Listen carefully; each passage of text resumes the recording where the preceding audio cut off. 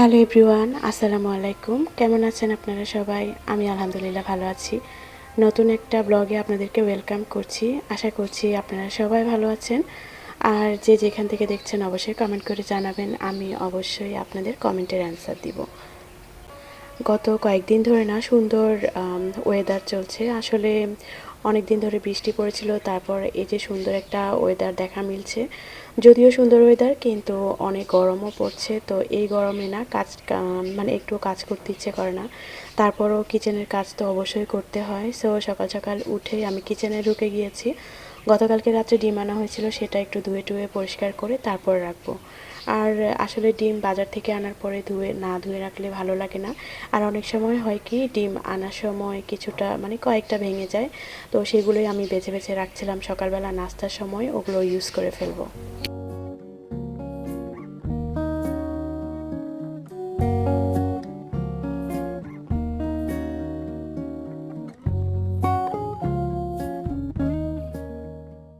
সকালবেলা উঠে একটা ড্রিঙ্কস পান করি, যেটা আমি রেগুলারই খাওয়ার চেষ্টা করি, তবে রেগুলার হয় না কেন যেন। আসলে মিস তো যাই, কোনো কিছুতে আমার এমনিতেই রেগুলারিটি থাকে না। যাই হোক, ওখানে ছিল মেথি দানা আর হচ্ছে জিরা, আমি রাত্রে ভিজিয়ে রেখেছিলাম। অনেক সময় রাত্রে ভিজানোর কথা মনে থাকে না, তো সকালবেলা অবশ্যই আমি সেটা ফুটিয়ে তারপর লেবুর রস মিক্স করে তারপর খাই। আজকে ঝটপট একটা নাস্তা করব। আজকে থাকছে ঝটপট সকালের নাস্তা, সেই সাথে 30 মিনিটের মধ্যে কিভাবে দুপুরে রান্নাটা শেষ করবেন সেইভাবেই একটা টিপস। মানে দুপুরে ঝটপট কিভাবে কি রান্না করা যায় মোটামুটি 30 মিনিট থেকে 40 মিনিটের মধ্যে, সেটাই আজকে আপনাদের সাথে শেয়ার করব। তো সকালবেলা আমি আজকে ব্রেড দিয়ে একটু ডিম পোচ খাবো ভেবেছিলাম, ডিম পোচ খাবো। পরে আবার ডিসিশনটা চেঞ্জ করে ব্রেড ক্রাম করে নিচ্ছি, যেখানে আমি ডিমটা যেভাবে আমরা পেঁয়াজ কাঁচামরিচ দিয়ে ভাজি ঠিক সেভাবে করে নিয়েছি। তারপর হচ্ছে আমি এপিট ওপিট করে ভালো করে ভেজে নিচ্ছি। আর এটা কিন্তু খেতে দারুণ মজা লাগে। যদিও আমি এত ভারী খাবার খাই না, কিন্তু মাঝে মাঝে আমার যখন ক্রেভিংস হয় আমি একটু চেষ্টা করি নিজেদের পছন্দ মতো কিছু খাওয়ার। আর সকালবেলা এর সাথে থাকছে চা। চা ছাড়া কিন্তু জীবনটা একদমই অচল। যারা চা পছন্দ করে বা চা খোর, তারা কিন্তু চা ছাড়া একদমই চলতে পারে না। আমি যদি একটু মাঝে ট্রাই করেছিলাম ছেড়ে দেওয়ার, কিন্তু কেন যেন আমি পারিনি। আর অবশ্যই চেষ্টা করছি চিনিটা একটু অ্যাভয়েড করার। তাও মাঝে মাঝেই চিনিটা খাওয়া হয়, কারণ মাঝে মাঝে হয় কি, ইচ্ছে করে অনেক মজা করে চা খাই, টোস্ট খাই। তো তখন আর নিজের মনকে না মানাতে পারি না, তখন মনে হয় যে না, মনের কথাই আগে শুনি। যাই হোক, কথা বলতে বলতে আমি মজার একটা নাস্তা বানিয়ে নিয়েছি। আপনারা বাসায় অবশ্যই এভাবে বানাতে পারেন। আর আমি ভাবি যে মানে আমার মতে এটা মোটামুটি সবাই বাসায় ঝটপট বানিয়ে থাকে। তারপর আমি আপনাদের সাথে যেভাবে আমি করি সেটাই শেয়ার করছি। আর এই কাপটার কথা মনে আছে, কয়েকদিন আগে কিনেছিলাম একটা অনলাইন পেজ থেকে। আর এই কাপটা আমার এত প্রিয় হয়ে গেছে। আসলে যারা চা খায় তাদের জন্য কাপও একটা ম্যাটার করে। সুন্দর কাপে চা খেতে না অনেক ভালো লাগে, কেন যেন মনে হয় চায়ের স্বাদটা আরও বেশি বেড়ে যায়। যাই হোক, সুন্দর একটা নাস্তা দিয়ে আজকে সকালটা শুরু করেছি। তো এবার চলেন ঝটপট একটা সুন্দর জিনিস আপনাদের সাথে শেয়ার করি। গতকাল রাত্রে একটা পেজ থেকে আমি এটা রিসিভ করেছিলাম। আর এটা এত সুন্দর কিউট একটা উডেন র্যাক, যেটা আমার কিচেনে খুবই দরকার ছিল। আর এটা পেয়ে আমি এত খুশি হয়েছি, একদম মন মতো একটা র্যাক পেয়েছি। আর এটা একদম সলিড উডের একটা র্যাক। আর আমাদের মতো যারা ঘর সাজাতে বা কিচেন সাজাতে পছন্দ করে, তাদের জন্য এটা একটা বেস্ট অপশন হতে পারে। তো চলেন এখন ঝটপট 30 মিনিটের রান্না শেষ করি। যদি আপনার হাতের কাছে সব কিছু গুছানো থাকে, তাহলে অবশ্যই আমি মনে করি এটা 30 মিনিটের মধ্যে সম্ভব। আমি যেহেতু ভিডিও করেছি, তো একটু এদিক সেদিক হয়েছে। তো আমি সবার প্রথমে ডালটা বসিয়ে দিচ্ছি, কারণ ডাল বসিয়ে কিন্তু বাকি কাজ বাজ করা যায়। আর আমার যেহেতু দুইটা বার্নার, আমি একটা চুলায় ডালটা বসিয়ে তারপর আরেকটা চুলার জন্য কিছু একটা প্রিপেয়ার করতে থাকবো। ডালটা আমরা যেভাবেই বসাই, ওই তো রসুন হলুদ আর হচ্ছে পরিমাণ মতো লবণ দিয়ে আমি বসিয়ে দিয়েছি। এই ফাঁকে আমি হচ্ছে যে আজকে মাংস রান্না করব, মানে মুরগির মাংস রান্না করব, সেটারই প্রিপারেশান করতে থাকি। আমি মাংসটা আগে একটু ভেজে নিব। আসলে ব্রয়লার মুরগি না, একটু ভেজে না রান্না করলে একদমই ভালো লাগে না। তো এখানে আমি জিরা ধনিয়া গুঁড়া, হলুদ গুঁড়ো, মরিচের গুঁড়া আর সামান্য লবণ দিয়ে ভালো করে ম্যারিনেট করে তারপর হচ্ছে ভেজে নিব।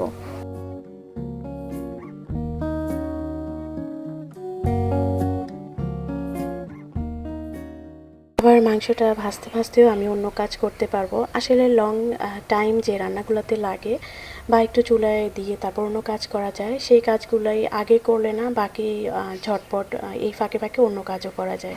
এই তো মাংসটা আমি চুলায় বসিয়ে তারপর হচ্ছে আলুটা কেটে নিব।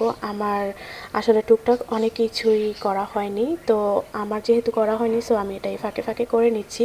তবে এটা যদি সব কিছু গুছানো থাকে তাহলে কিন্তু আরও একটু আর্লি হবে। তো আমি সুন্দর করে আলুটা কেটে নিচ্ছি, তারপর হচ্ছে আমি আলুটাও ভেজে নিব।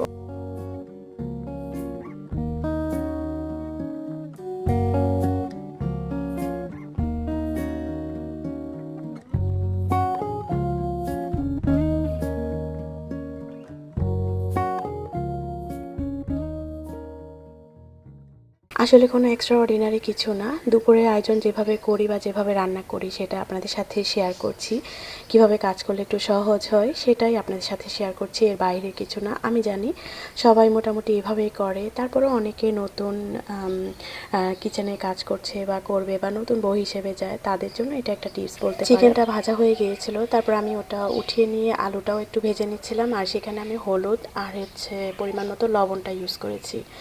আমি না আলুটাও ভেজে দিচ্ছি, কারণ এভাবে চিকেনটা রান্না করলে এত ভালো লাগে, আর এমনিতেই চিকেন খেতে ইচ্ছে করে না। তো যখনই চিকেনটা রান্না করি চেষ্টা করি যে একটু স্পেশালভাবে করার জন্য।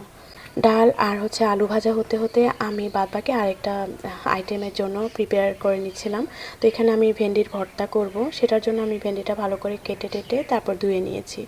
আর আলুও মোটামুটি ভাজা হয়ে গিয়েছে, সেটাও আমি উঠিয়ে নিচ্ছি। এখন হচ্ছে আমি চিকেনের বাকি সব কিছু প্রিপেয়ার করে নিচ্ছি। এখানে গরম মশলা যা যা আছে সব কিছু একটা বাটিতে নিয়ে নিচ্ছি। এখানে হয়তো এলাচ, তেজপাতা, দারচিনি, গোলমরিচ আর হচ্ছে কিছুটা লবঙ্গ আর যে গুঁড়া মশলা আছে সেটাও আমি একসাথে করে নিচ্ছি।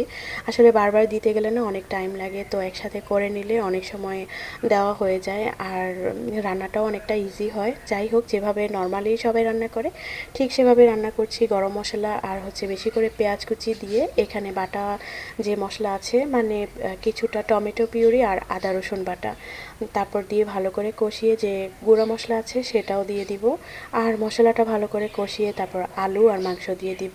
তো আপনাদের সাথে ঝটপট একটা রেসিপিও শেয়ার করে দিলাম যেভাবে আমি রান্না করি। আমি জানি আপনারা খুব ভালো রাঁধুনি, আমার থেকেও ভালো পারেন, তারপর আমি আপনাদের সাথে শেয়ার করছি কিভাবে আমি রান্না করি। আসলে নর্মালি সবসময় একইভাবে রান্না করি না, একটু ডিফারেন্স তো থাকে। আসলে সবসময় একইভাবে খেতেও ইচ্ছে করে না, তো চেষ্টা করি একটু ভিন্নতা আনার জন্য। যাই হোক, আমি এদিক দিয়ে চিকেনটা কষানোর জন্য দিয়ে দিয়েছি, আর আমার কিন্তু ওই চুলাতে ডালটা হয়ে গেছে, আর এখানে আমি বাগার দিয়ে দিব।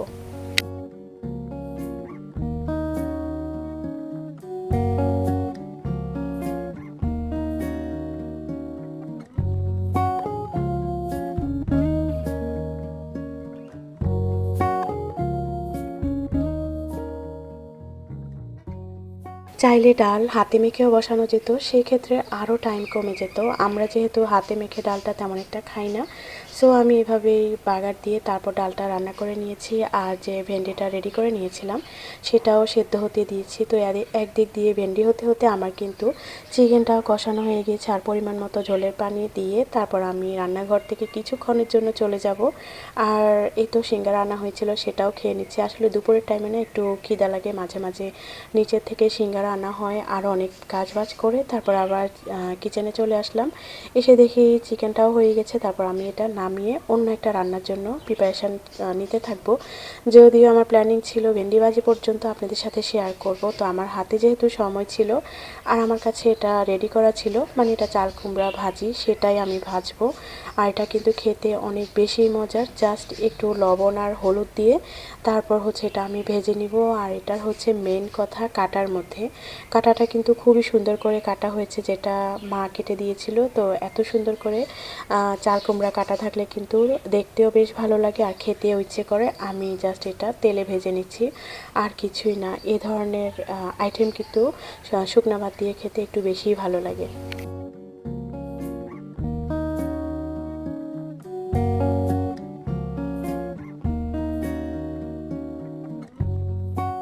তো ঝটপট আজকের সব কিছু আপনাদের সাথে শেয়ার করলাম। আর সবশেষে আমি ভর্তাটা মাখিয়ে তারপর হচ্ছে আমার রান্নাঘরের কাজ ক্লোজ করে দিব।